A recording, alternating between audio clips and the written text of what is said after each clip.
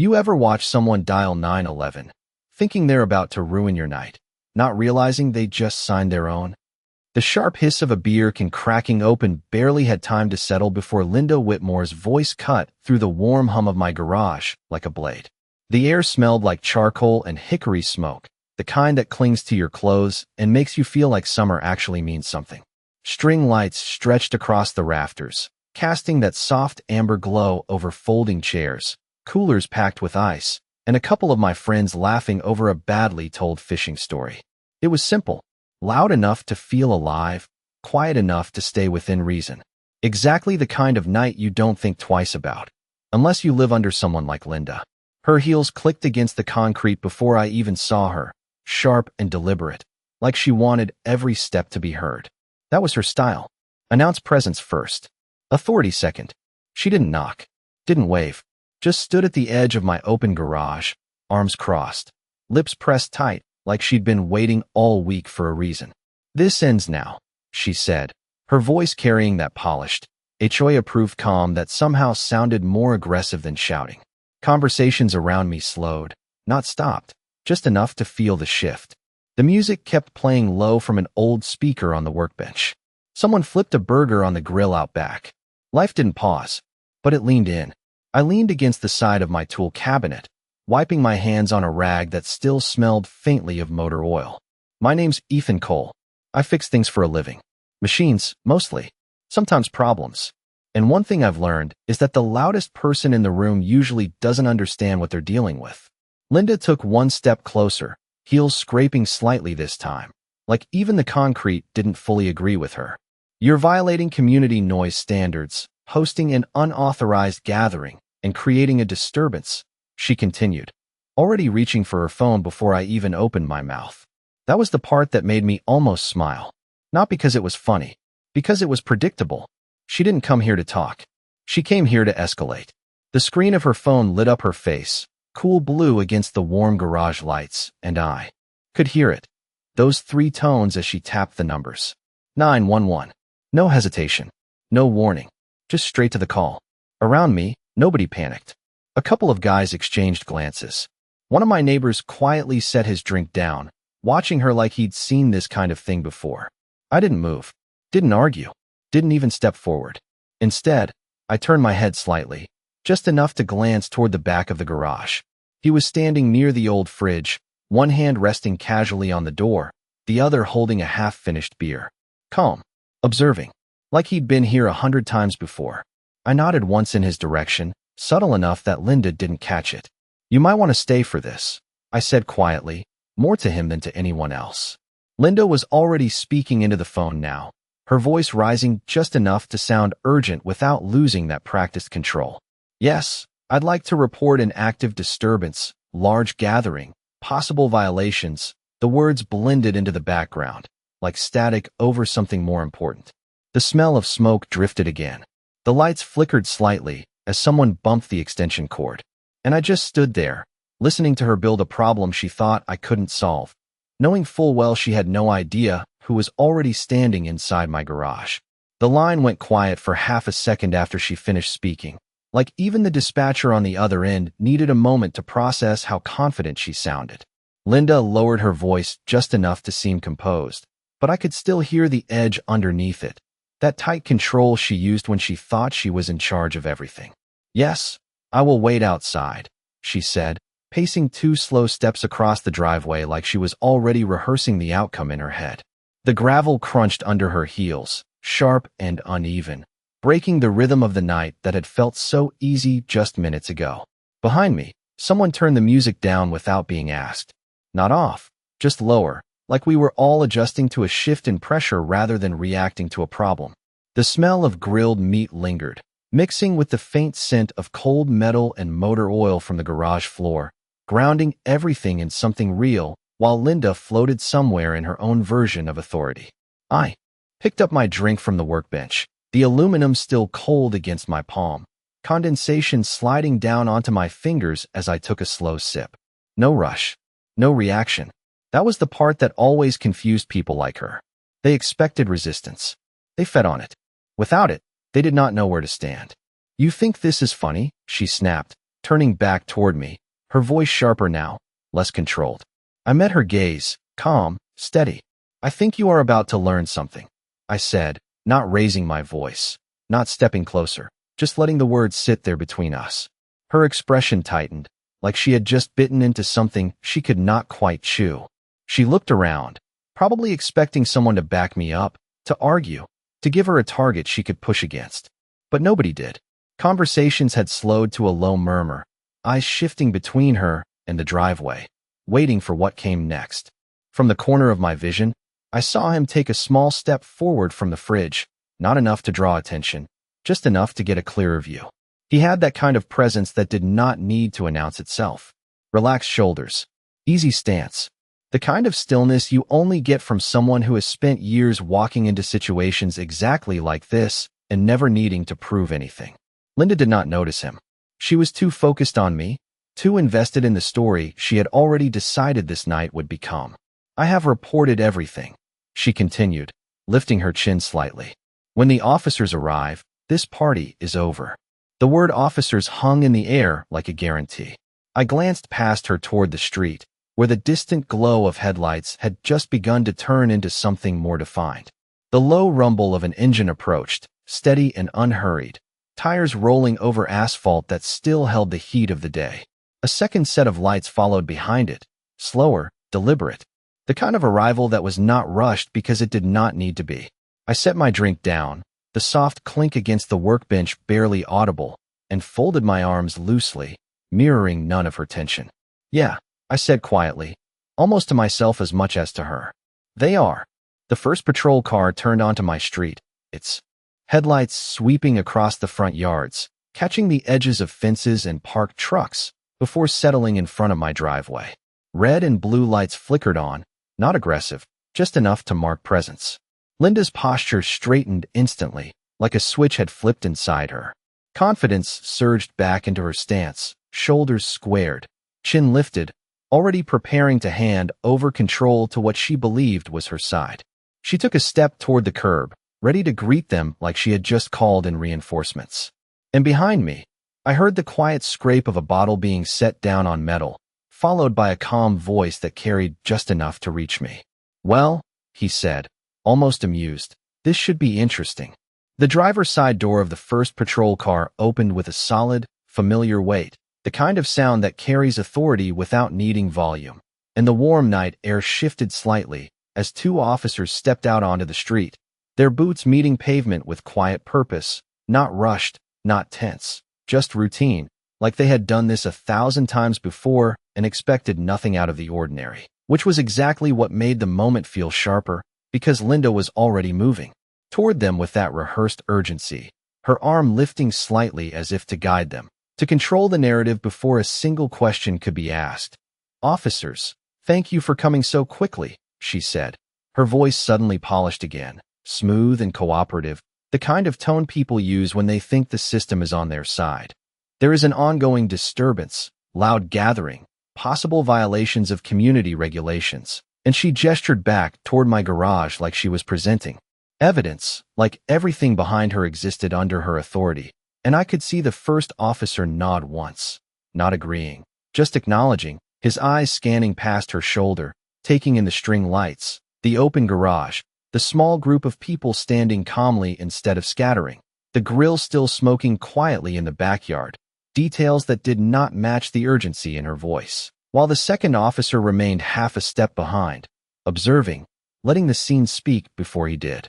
And I stayed where I was, leaning lightly against the workbench, arms relaxed, watching it unfold the way you watch a process you already understand, because this was never about volume or numbers, it was about perception, and perception shifts the moment the right person steps into the frame. "Sir," the first officer called out toward me, his tone neutral, professional. "Can you tell me what is going on here tonight?" And I pushed off the cabinet slowly, not defensive, not eager, just steady, just a small get-together, friends, food, nothing outside normal hours, I said, keeping it simple, letting the facts sit on their own without decoration. And Linda let out a short breath. Through her nose, a sound that carried impatience more than frustration, like she could not believe I was still trying to minimize what she had already escalated. That is not accurate. She cut in quickly, stepping slightly between me and the officers, positioning herself like a filter. There has been noise, disruption, multiple complaints, and the word multiple hung there, unverified but delivered with confidence. And for a moment, the only sound was the faint crackle of the grill and the distant hum of another engine idling somewhere behind the patrol cars, something Linda did not notice because she was too focused on controlling this exchange, too locked into the version of events she had already committed to. While the officers exchanged a brief glance, not skeptical, not convinced, just measuring, and I could feel it shift again. That subtle change in energy when information does not line up cleanly, when something feels slightly off. And that was when the second vehicle behind them came into clearer view, headlights dimming as it rolled to a stop a few feet back, quieter, less noticeable, but carrying a different kind of weight. And I saw one of the officers' posture adjust almost imperceptibly, a small straightening of the shoulders, a recognition that had not yet been spoken out loud, while Linda kept talking, unaware, layering her version of control over a situation that was already slipping past her. I am requesting that this gathering be shut down.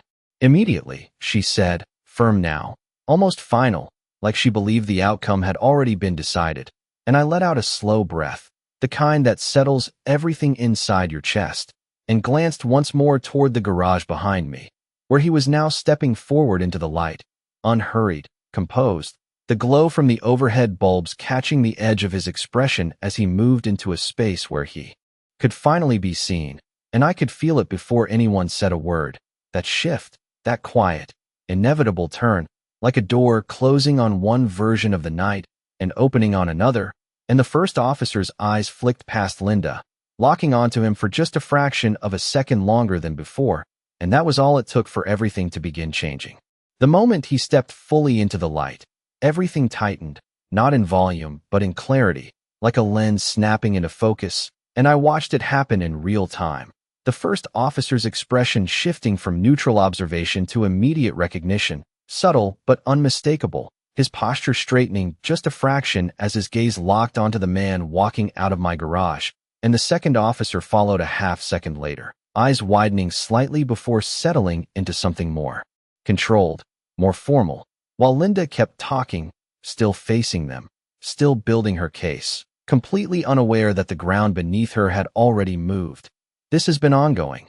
I have documentation, and I expect enforcement, she said, her voice firm, almost rehearsed, but it started to lose its edge the longer no one interrupted her, the longer the officer's attention remained somewhere behind her. And that was when she noticed it, the silence, the absence of immediate agreement, the lack of that quick validation she had been counting on, and she turned slightly, just enough to follow their line of sight, her heels pivoting on the concrete as she glanced back toward the garage, and I saw it register, not understanding, not yet, just confusion, a flicker of it crossing her face as she took in the man now standing a few steps behind me, relaxed, hands loosely at his sides, the same calm presence he had carried all night, like nothing about this situation required urgency from him, and he took one more step forward, just enough to close the distance between himself and the officers, not rushing, not asserting, simply arriving, and the first officer spoke before Linda could,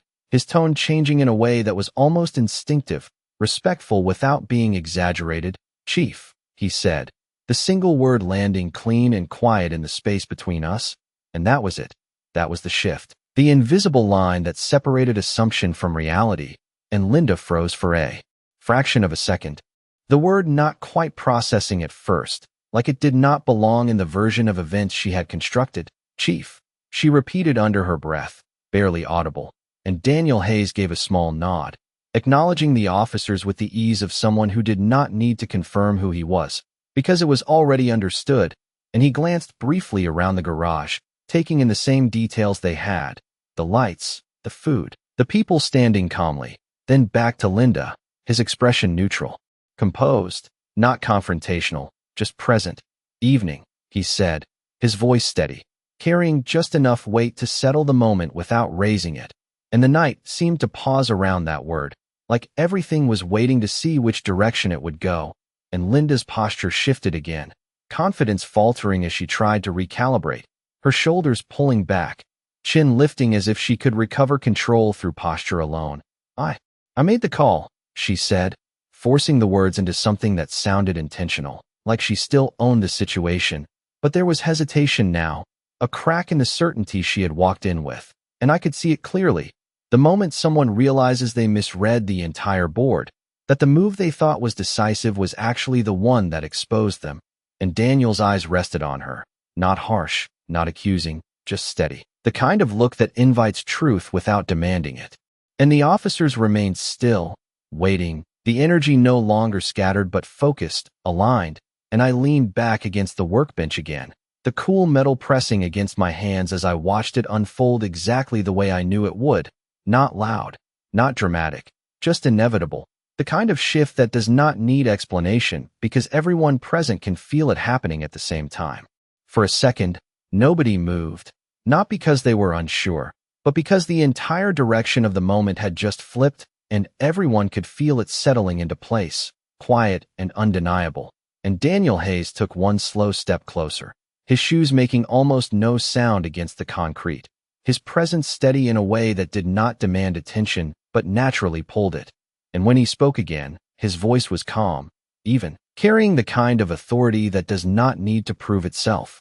"Ma'am," he said, looking directly at Linda, "can you walk me through exactly what you reported?" And it was not a challenge, not aggressive, just a simple request, but the weight behind it changed everything, because now she was not directing the situation anymore. She was answering to it, and I watched her swallow, just once, her composure trying to catch up with a reality she had not planned for. "There is excessive noise, a large gathering, possible violations," she said, the words coming out slower now, less confident, like she was hearing them for the first time herself. And Daniel nodded slightly, not agreeing, just acknowledging, his eyes briefly moving past her again, scanning the same calm scene. The low music, the relaxed posture of everyone still standing exactly where they had been, no signs of disorder, no urgency, just a normal night under warm lights. And one of the officers shifted his stance subtly, notebook still at his side but untouched, waiting, because this was no longer his call to lead. And Linda seemed to sense that shift too, her voice tightening as she tried to regain control. "This is against community regulations," she added quickly, grasping for structure, for rules that had always worked in her favor before. But Daniel's expression did not change, not dismissive, not impressed, just steady. "Community guidelines are not criminal statutes," he replied, his tone still level, almost conversational. But the distinction landed clean, precise, like a line drawn in ink, and I could see it hit her. That realization that the system she thought she had activated did not operate on the same rules she enforced, and the silence that followed stretched just long enough to feel uncomfortable. Not for me, not for anyone else in the garage, but for her, because there was nowhere left to direct the situation outward, no one left to override, and she shifted her weight slightly, her heel catching on a small piece of gravel before settling again, a tiny imperfection in an otherwise controlled image. "I was trying to maintain order," she said, softer now, almost defensive, and Daniel gave a small nod, acknowledging the intent without validating the action. "I understand," he said, then paused for a brief second, letting the moment breathe before continuing. "But calling emergency services requires a legitimate concern, not a preference." And there it was, not loud, not harsh, just clear, the kind of statement that does not need emphasis because it carries its own. And the first officer finally spoke again, his tone now aligned with Daniel's, measured, professional. "Ma'am, we need to be mindful about how emergency resources are used." And Linda's eyes flicked between them, searching for an angle, for a way to reclaim control, but there was none left to find, because the structure she relied on had just been redefined in front of her. And I picked up my drink again, the cool metal, grounding in my hand as I took another slow sip, watching the entire situation settle into its natural conclusion, not forced, not escalated, just resolved through clarity.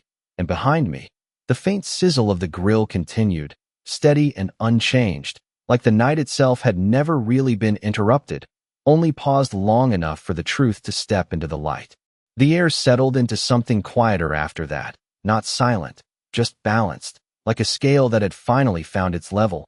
and Linda stood there for a moment longer than she needed to, her shoulders still squared, but no longer supported by certainty. Her eyes moving between Daniel and the officers, as if searching for a version of the situation she could still control, but there was nothing left to redirect, nothing left to escalate. Only the reality she had created and now had to stand inside. And Daniel shifted his weight slightly, not impatient, just ready to move forward.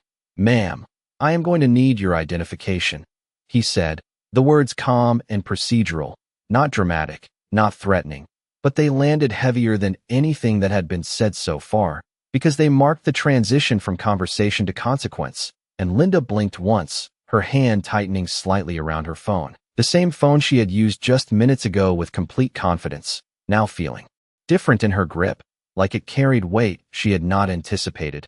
"Is that really necessary?" she asked, her voice softer, almost careful, and Daniel held her gaze, steady and unchanged. "When emergency services are involved, we document the call," he replied, simple, direct, leaving no room for interpretation, and one of the officers stepped forward just enough to support the request, his notebook now in hand, pen ready but not yet moving, waiting for her to comply, and I could see it in her posture, the hesitation, the calculation, the slow realization that this was no longer about neighborhood rules or personal authority. This was a process she could not override, and she reached into her purse, movements less precise now, pulling out her wallet and handing over her identification with a stiffness that had nothing to do with the cool night air, and the officer took it, glancing down briefly before writing, the soft scratch of pen on paper cutting through the space in a way that felt more final than loud voices ever could. And behind me, someone quietly closed the lid of a cooler, the click of plastic echoing lightly, a reminder that life was still continuing around this moment, unaffected, while Linda stood in the center of something she could not step out of. "This will be noted as a non-emergency disturbance call," the officer said, his tone professional, measured, "and we advise using non-emergency lines for community concerns moving forward." And Linda nodded once, a small, controlled motion, but it carried a different energy now, not agreement, not acceptance, just acknowledgement of something she could not argue with. And Daniel gave a slight glance toward me, just enough to check the situation without making it a focal point, and I gave a small nod back, nothing exaggerated, just a quiet confirmation that everything here was exactly what it looked like, normal, contained, resolved, and he turned back to Linda. "We appreciate your concern for the neighborhood," he said, the words neutral, respectful, but clearly separated from endorsement. "But tonight does not meet the threshold for enforcement."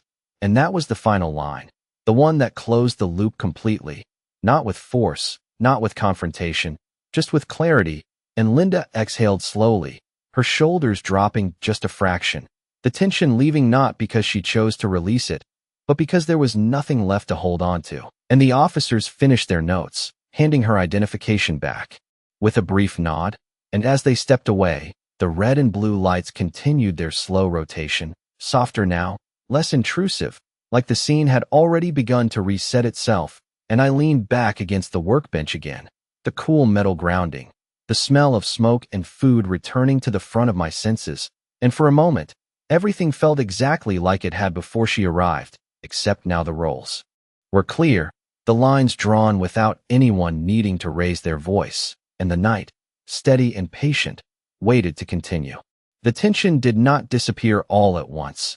It dissolved slowly, like heat leaving concrete after the sun goes down, and I could feel the shift ripple through the space as the officers stepped back toward their vehicles, their presence no longer centered on the garage, but already moving on, routine reasserting itself, and the low hum of conversation behind me started to return, cautious at first, like people testing whether the moment had truly passed, and then a little more natural, a quiet laugh here, the soft clink of a bottle there, life picking back up exactly where it had been paused, not broken, just briefly interrupted, and I watched Linda as she stood near the edge of the driveway, her phone still in her hand, her posture no longer rigid but not relaxed either, caught somewhere in between, like she had not decided how to exit a situation that had not gone the way she expected. And that was the part people rarely think about.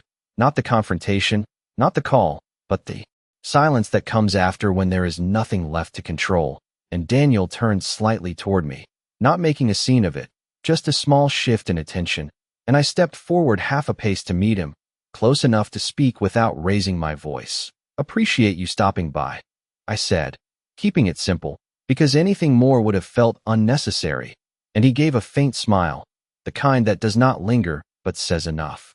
"Seemed like a good night to check in," he replied, his tone light, almost casual, but there was an understanding behind it, the kind that does not need explanation because it had already played out in front of us. And for a moment, we both just stood there, the glow of the garage lights reflecting off the hood of the patrol car, the faint rotation of red and blue washing over the scene in slow pulses, softer now, almost background.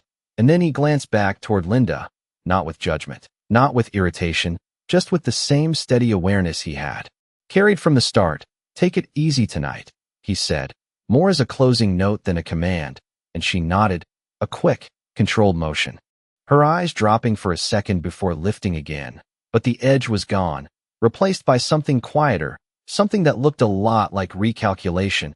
And as the officers got back into their cars, doors closing with that same solid finality, engines idling low before shifting into motion, the lights began to fade as they rolled down the street, leaving behind nothing but the normal sounds of a neighborhood at night, distant traffic, a dog barking somewhere 2 houses over, the soft crackle of the grill still working through its last batch. And I turned back toward the garage, stepping inside the familiar space, the concrete cool under my boots, the smell of food and metal wrapping around everything again, grounding it. And someone handed me a fresh drink without saying a word, just a small nod, like we all understood what had just happened without needing to talk about it. And I leaned back against the workbench once more, taking a slow sip as the music came up a notch, not loud, just enough to fill the space again. And for the first time since she had walked up that driveway, the night felt completely mine again, not because anything had been won, but because nothing had actually been taken. And across the driveway, Linda finally turned away, her steps quieter now, less deliberate. The sharp click of her heels softened as she moved back toward her house, and I watched her go for a second longer than I needed to, not out of spite, not out of satisfaction, just to mark the moment, the exact point where assumption met reality and lost. And then I looked back at the people around me, the lights, the simple, steady rhythm of a normal evening, and let it continue exactly the way it was always meant to.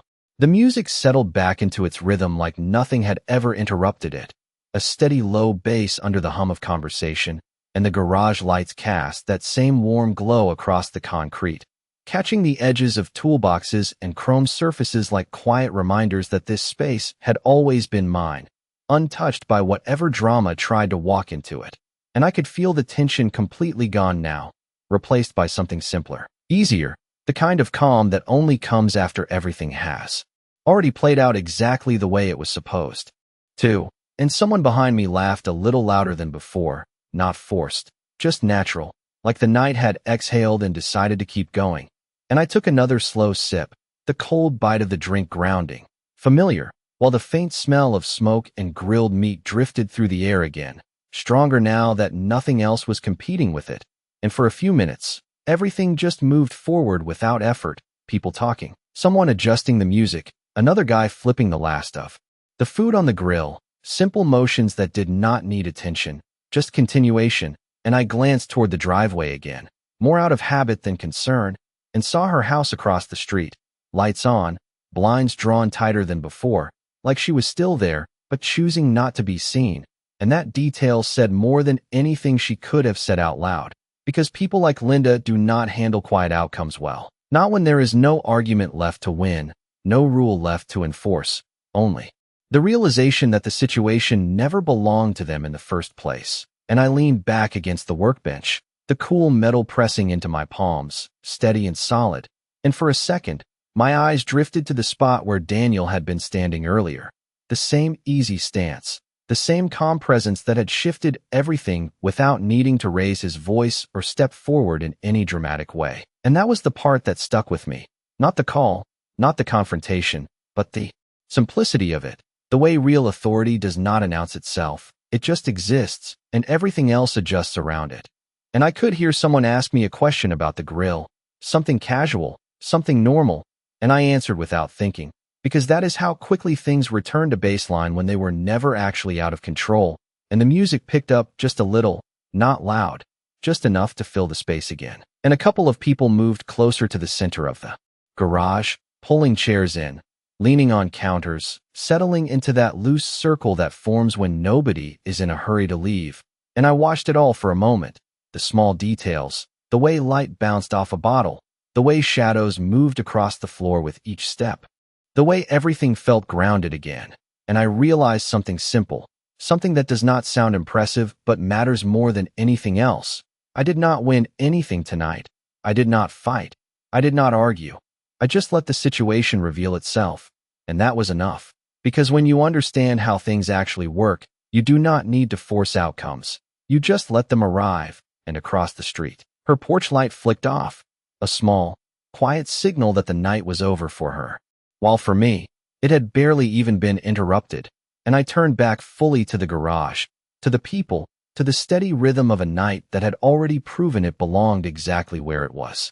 The night stretched out the way good nights do, not rushed, not forced, just steady, like it knew it had nothing left to prove. And I found myself standing there for a moment longer than usual, watching the small details settle into place, the way the light flickered softly against the garage door tracks, the way someone leaned back in a folding chair with that relaxed posture that only shows up when everything feels right again. And I could still hear the faint echo of tires on asphalt from earlier, already fading into memory, replaced by the low rhythm of music and conversation that had reclaimed the space without asking permission.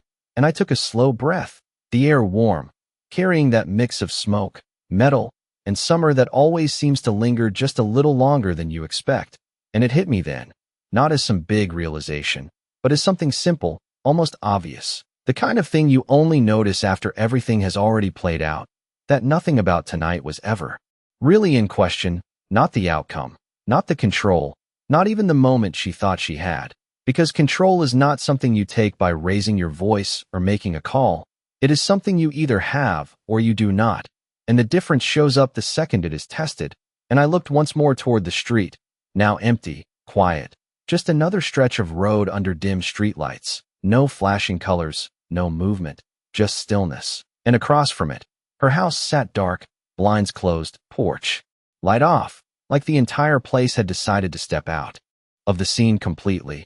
And I did not feel anything about it, not satisfaction, not frustration, just clarity, the kind that does not need emotion to validate it. And behind me, someone called my name, asking if there was more ice in the cooler, something completely ordinary, and I nodded, pushing off the workbench and walking a few steps across the garage, the concrete solid under my boots, every movement grounded, familiar, mine, and I handed over a bag without thinking twice, because that is what this space was built for. Not arguments, not control games, just moments like this, simple, shared, uninterrupted. And as I leaned back again, letting the scene continue around me, I realized something that most people never do. That power is quiet. It does not announce itself. It does not need to convince anyone. It just stands there, present, and lets everything else reveal what it really is. And tonight, that was all it took. No shouting, no escalation, just one moment where reality stepped in and everything else adjusted around it. And I took another sip, the cold cutting clean through the warmth of the air, and let my eyes drift across the garage one last time. The lights, the people, the steady rhythm of a night that had never actually been interrupted, only tested, and then proven. And I let it settle exactly where it belonged. Because some lessons do not need to be spoken out loud, they just need to happen. And once they do, they stay quiet, patient, and inevitable.